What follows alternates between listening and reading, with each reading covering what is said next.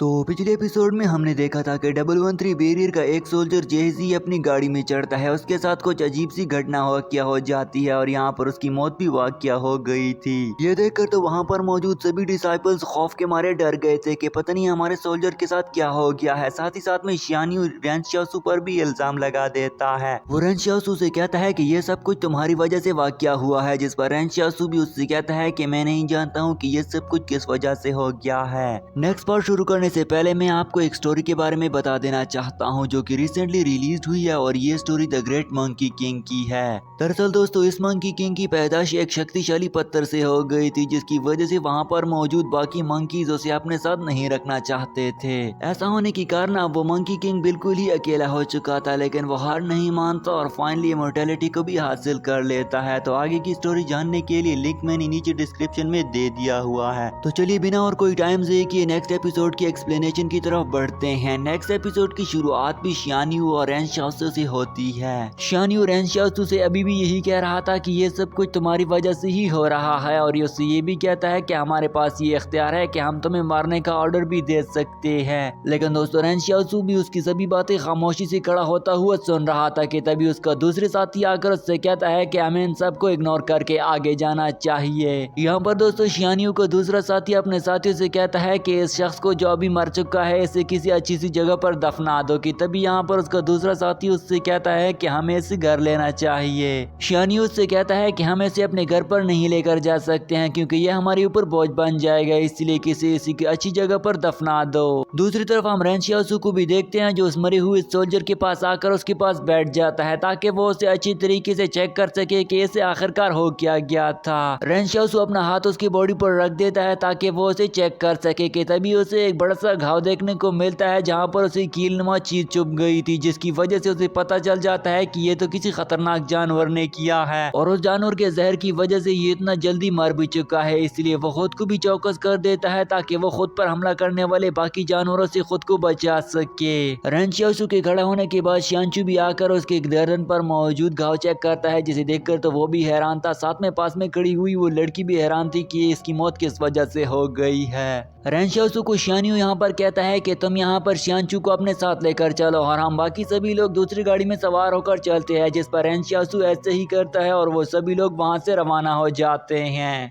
गाड़ी में सवार होने के बाद रेंशियासु मजे से बैठकर ड्रिंक्स पीने लगता है। साथ ही साथ में दूसरी गाड़ी में मौजूद सभी लोग रेंशियासु के बारे में बातें करने लगते हैं कि ये तो मेंटली इल है और इसे पता नहीं किस किस्म की बीमारी हो गई है। आगे जाती हुई रात भी हो चुकी थी और वो सभी लोग आराम करने के लिए सो गए थे। साथ ही साथ में हम रेंशियासु को भी देखते हैं जो आग के करीब जाकर बैठा हुआ था और कुछ सोच रहा था कि मुझे इन लोगों से किस तरह से छुटकारा पाना है।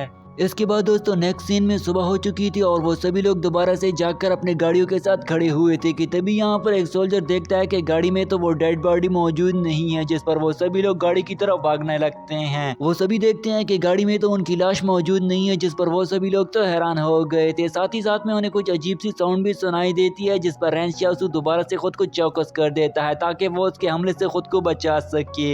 शियान्यू तो उन खौफनाक आवाजों की वजह से काफी ज्यादा डर गया था, जिस पर वो अपने सर शियान्यू से कहता है कि सर हमें वापस जाना चाहिए, जिस पर शियान्यू उसके करीब आती हुई कहता है कि हमें यहाँ पर मिशन पर भेजा गया है और हम इस मिशन को कंप्लीट किए बिना यहाँ से वापस नहीं जा सकते, इसलिए खामोशी रहो और बर्दाश्त करो। वो सब लोग मिलकर रास्ते में रात गुजारने के लिए रुक गए थे और अब वो दोबारा से जाने के लिए तैयारी कर रहे थे, लेकिन शियान्यू अभी भी काफी ज्यादा डर रहा था और वो उससे दोबारा से कहता है कि हमें वापस जाना चाहिए, लेकिन शियान्यू उससे मना करती हुई कहता है कि हम यहाँ से रवाना होने वाले हैं। इसके बाद हम देखते हैं कि वो सभी लोग अपनी गाड़ियों में सवार होकर जंगल में दोबारा से आगे निकल पड़ते हैं और वो अपनी गाड़ियों को काफी ज्यादा तेजी से आगे लेकर जा रहे थे।